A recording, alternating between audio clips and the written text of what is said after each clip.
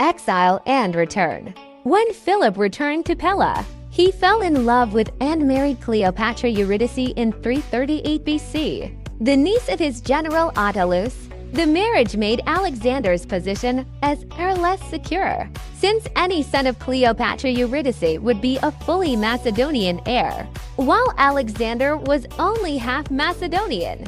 During the wedding banquet, a drunken Autolycus publicly prayed to the gods that the union would produce a legitimate heir. At the wedding of Cleopatra, whom Philip fell in love with and married, she being much too young for him, her uncle Autolycus, in his drink, desired the Macedonians would implore the gods to give them a lawful successor to the kingdom by his niece. This so irritated Alexander that, throwing one of the cups at his head, "You villain," said he, "what? Am I then a bastard?"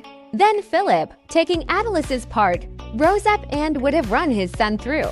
But by good fortune for them both, either his over-hasty rage or the wine he had drunk made his foot slip, so that he fell down on the floor.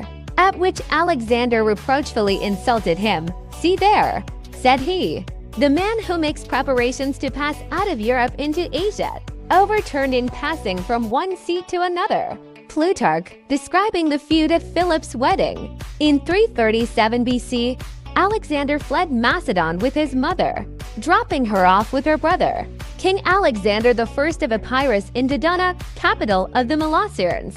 He continued to Illyria, where he sought refuge with one or more Illyrian kings, perhaps with Glaucias, and was treated as a guest, despite having defeated them in battle a few years before. However, it appears Philip never intended to disown his politically and militarily trained son. Accordingly, Alexander returned to Macedon after 6 months due to the efforts of a family friend, Demaratus, who mediated between the two parties. In the following year, the Persian satrap governor of Caria, Pixoderus, offered his eldest daughter to Alexander's half-brother, Philip Aridaeus, 45.